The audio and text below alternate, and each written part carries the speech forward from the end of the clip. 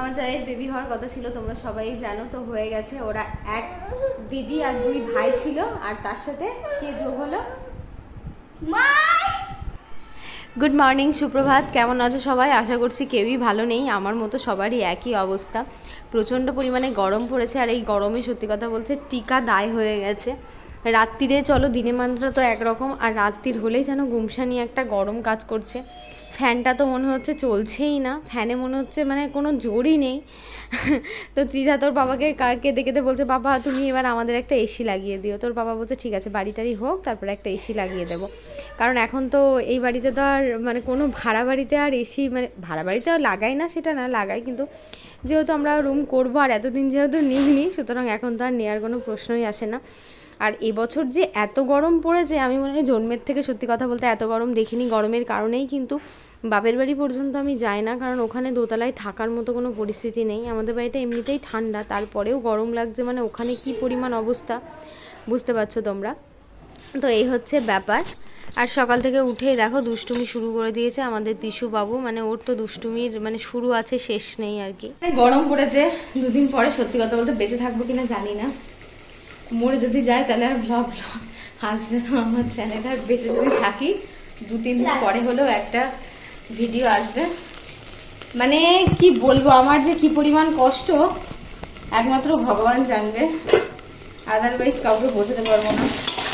গরমের মধ্যে ছেলেটা আমার পুরো একদম থাকে না, মানে ছেলে থাকতেই চাইছে না গরমে। কত কষ্ট করে এই কোলে করে নিয়ে সকালে, মানে মানুষ বলে কাজ নেই, আমার যে কি পরিমাণ কাজ। এই রান্নাঘরে যদি একটু বসিয়ে দিচ্ছি, 2 মিনিটের মধ্যে হাঁড়ি কুড়ি গুটি বাটি ছিটিয়ে দিচ্ছে, এই ফেলে দিচ্ছে, ওই ফেলে দিচ্ছে। সবাই বলছে নিচে কিছু রাখা হবে না। আমি কি সবই উপরে ভরে রাখবো? তোমরা বলো, সবই কোথায় রাখবো আমি? আমার এই একটা ঘর, একটা বারান্দা, আর মানে পেরে উঠছি না। কোথায় ডিম ভাঙিয়ে ফেলছে, কোথায় তেল ফেলছে, কোথায় লবণ ফেলছে, কোথায় জল ফেলছে। মানে ও পুরো একদম মানে কি বলবো, অলিম্পিকে যদি ওকে মানে হামাগুড়ি দিয়ে আর যদি কোনো অলিম্পিক থাকতো, আমি একদম 100% শিওর আমার ছেলেই ফার্স্ট হতো। মানে এই দেখছি রান্নাঘরে আছে, সেকেন্ডের মধ্যে দেখছি বারান্দায় চলে গিয়েছে, সেকেন্ডের মধ্যে দেখছি ঘরে চলে গিয়েছে। এরকম একটা অলিম্পিক বার করা দরকার ছিল, মানে হ্যাঁ বল, বাইরে ফার্স্ট প্রাইজই পেত। তো আজকে ভেন্ডি আলু সবজি আর ডাল, একদম প্লেন সাদা মাথা রান্না, কয়েকদিন ধরে মাছ টাছ খাওয়া হচ্ছে। আজকে মেয়ে বলছি না একদিন নিরামিষ রান্না করো। সকালে ডিম করেছিলাম, আলু সিদ্ধ ডিম ভাজা দিয়ে ভাত খেয়েছি। এখন ঘড়িতে বাজে ডিম সিদ্ধ, হ্যাঁ আজকে ডিম সিদ্ধ দিয়েছিলাম, ভাজিনি। আজকে একটু কাজ ছিল, আমাদের প্ল্যান পারমিশন করতে দেওয়া হয়েছিল, তার জন্য ইঞ্জিনিয়ার এসেছিল, মানে পৌরসভা থেকে লোক এসেছিল চেকিং এর জন্য। দেখো স্নান করে সিঁদুরও করিনি, তো সেইটার জন্য আর কি ডিমটা ভাজতে পারিনি, ওই সিদ্ধটা দিয়ে দিয়েছিলাম, উল্টো পাটা করে খাইয়ে দিয়ে ওখানে গেছিলাম। দেখাই তরকারিটা একবার। ভেন্ডি আর পটলটা না একটু না ভাজলে খাওয়া যায় না। তো যেহেতু এখন গরম প্রচণ্ড পড়েছে, বেশি তেল মশলা খাবো না, তাও অনেকটাই তেল দিয়েছি, তো ওই জন্য ঢেকে ঢেকে হালকা হালকা করে ভাজছি। মানে ভাজাটাও হবে, মুখের স্বাদও হবে, আবার হেলদিও হবে। গত 2 দিন ধরে আমার অবস্থা এতই খারাপ, মানে আমি এত অখাদ্য, মানে অখাদ্য বলবো না, খাবার হচ্ছে মা লক্ষ্মী, মানে রান্না করার কিছু সময়ই পাচ্ছি না। আজকে দেখো ভেন্ডি আলু তরকারি, ভাবলাম একটু ডিমের ঝোল করব, সময় আর হলো না। তার সাথে একটু ভুজিয়া ভেজে নিয়েছি, এই দিয়ে ত্রিধা আর আমি খেয়ে নেবো দুজন মেরে। যে মেয়ে আমার 1-2 রকম রান্না হলে খেতে চাইতো না, সেই মেয়ে এখন দেখো কত সুন্দর খেয়ে নিচ্ছে। মানে মেয়েও বুঝে গেছে যে মায়ের ঠিক কতটা পরিমাণে কষ্ট। তো খাওয়া দাওয়া করে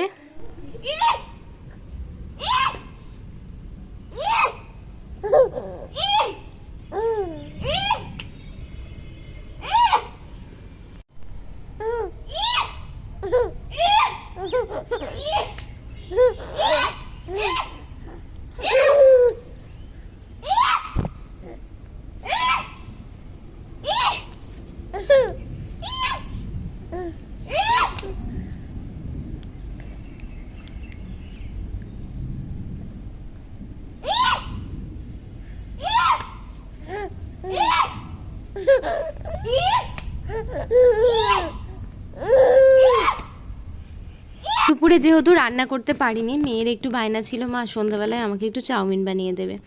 তো ভাবলাম তাহলে একটু বেশি করেই বানাই, ওই রান্না দিয়ে কি আর চলে বলো।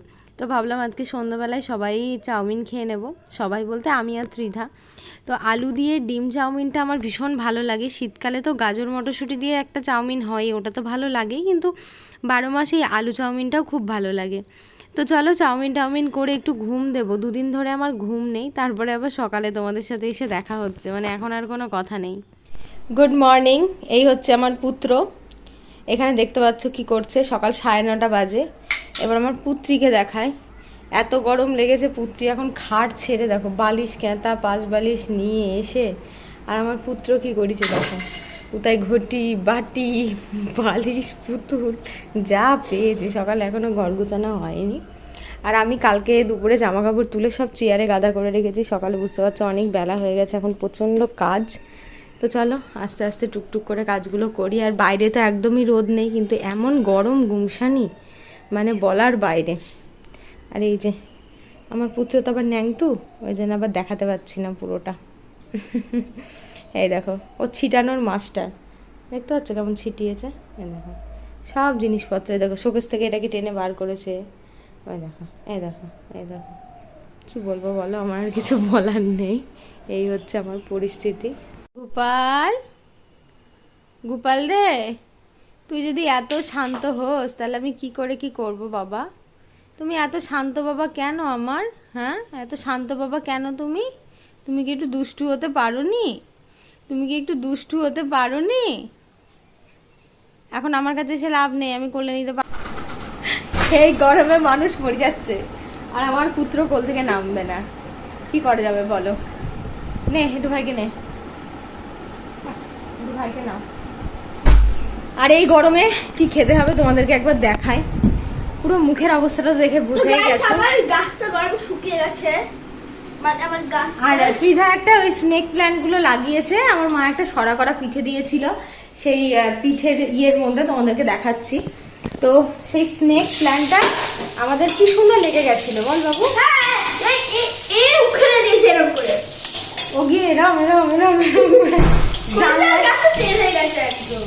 তো এই দেখো এখানে আলু ভাজা হচ্ছে, পিঠা খাবে সকালে আলু ভাজা দিয়ে মুড়ি। আর আমার মনে হলো এই গরমে বেস্ট অপশন হচ্ছে, দেখাচ্ছি দাঁড়া, পান্ত ভাত, তেল লবণ কাঁচা লঙ্কা দিয়ে মেখেছি, এর মধ্যে জল দেবো, আলু ভাজা দিয়ে হালকা করে এর মধ্যে দুটো মুড়ি দেবো, খুবই অল্প পরিমাণে নিয়েছি, বেশি পান্ত ভাত খেলে আমার খেতে ইচ্ছা করছে বলে তাই, নাহলে আবার আমার বর বকা দেবো, একদম পছন্দ করে না পান্ত ভাত খাওয়া।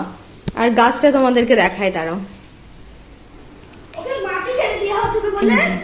ও হচ্ছে গাছটা উখড়ে দিয়েছে, জানলায় একটু রোদ আসবে বলে বালিশগুলো রোদে দিয়েছি। আমার মেয়ে আবার এই দেখো এই সরাটাই লাগিয়েছিলাম, কি সুন্দর মানে স্নেক প্ল্যান্টটা লেগে গেছে, আমার ছেলে আবার উবড়ে দিয়েছে, এই যে কি দারুণ লাগছে না? তুই আবার এখানটায় নেপে দিলি এরম করে, সত্যি পারিসও বটে। এই মাত্র একটা দাদা পার্সেল দিতে আসলো, আর বাইকটা দেখে আমি তাই ভাবছি যে চলো মানে পার্সেল ডেলিভারি করার জন্য কত সুন্দর একটা গাড়ি। তো যাই হোক, হয়তো উনি শখ করে এটা কিনেছিলেন, আর এখন কাজের জন্য এটাই আর কি কাজে লাগছে, এটা কোনো ব্যাপার না। আর আমাদের পুচকুর দুষ্টুমিটা একটু দেখি, এইসব কাজের তো কোনো নাম নেই, মানে এইসব কাজে সত্যি কোনো মূল্য নেই। এই যে দেখতে পাচ্ছ ঘটি বাটি থালা, মানে কি পরিমাণ যে অত্যাচার শুরু হয়েছে, আর কতদিন যে অত্যাচার চলবে আমি জানি না।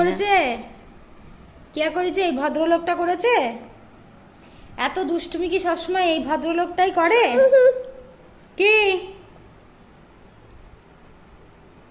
তুমি তো এখন ভাজা মাছটা মনে হচ্ছে উল্টে খেতে জানো না, এত শান্তশিষ্ট ছেলে তুমি। কালকে তো দুপুরে একদম ভেন্ডি চচ্চড়ি ভাত দিয়েছি, আজকে মেয়ের কড়াকড়ি কথা, মা একদম আমি ওই দিয়ে ভাত খাবো না, আজকে তুমি আমাকে ভালো মন্দ কিছু রান্না করে দেবে। ভালো মন্দ আর কি রান্না করব, ওর তো চিংড়ি মাছ ভীষণই প্রিয়, তো বলছে পটল চিংড়ি আর যদি একটু টক ডাল করে দিই তাহলে তো কোনো কথাই নেই। তো ভাবলাম আজকে আর ডাল করব না, পটল চিংড়ি, যে পটলগুলোকে ভেজে নিয়েছি চিংড়িগুলোকেও ভেজে নিয়েছি, তো বেশ ভালো করে একটু রান্নাটা করলাম। আর তার সাথে টক ডাল না করে একটু চুনো মাছ ছিল, তো চুনো মাছের টক অনেক দিন ধরেই খাওয়া হয় না তেঁতুল দিয়ে, তো ভাবলাম এটাই করে নিই। তো একদম সিম্পল মেনু হলে কি হবে, খাবারটা কিন্তু ভীষণই টেস্টি ছিল। আর আমাদের বাড়িতে একটা গুড নিউজ, সেটা তোমাদেরকে এতক্ষণ বলিনি, এবার তোমাদেরকে জানাবো, একটা পুচকি এসেছে। আমার শ্বশুরমশাইয়ের 3টে ছেলে মেয়ে, তার মধ্যে আমাদের মানে লাস্ট আমার জায়ের লাস্ট সন্তান এটা হলো। তো কি সন্তান হলো আজকে হয়েছে, তোমাদেরকে জানাবো। তো এটা হচ্ছে আমাদের বড় পুত্রী। হ্যাঁ ভালো, এত ভালো পুত্রী। তারপরে পুষ্কর হচ্ছে আমাদের বাড়ির বড় পুত্র, তারপরে এই যে আর এক পুত্র আইছে, এটা হচ্ছে বড়র পরে মেজ পুত্র, ছোট ছোট ছোট যেহেতু দুটো মানে দুটো করে সেহেতু ছোট। আর এই যে ইনার একটা সঙ্গী এসছে, কে কে হয়েছে বলে দাও। My sister, cousin sister. তাহলে ওরা দুই ভাই দুই বোন হয়ে গেল, মানে পুষ্কর আর পুষ্করের বোনের নাম কি হবে জানি না। রে আমি তো মার খাওয়া থেকে অনেক ভালো বেঁচে গেলাম টমেটো। তিতা বলছে পুষ্কর ওকে খুব মারে তো, আবার তৃষান হয়েছে, তার মানে ভাইরা মানে ওর কাছে মারে, ওই জন্য বলছে মার খাত থেকে বেঁচে গেছি, মানে বোনের কাছে ভালো আমি হয়েছে। মরে যেতাম যদি ওরা দূরে থাকতো, ওই কঞ্চির ডাল নিত আর আমাকে মেরে ফেলতো। বাস তিনজন সরি তিনজন মেরে ফেলতো আমাকে। ভাগ্য ভালো পেয়েছে আমি। আমার হয়ে একজন ঝগড়া করবে।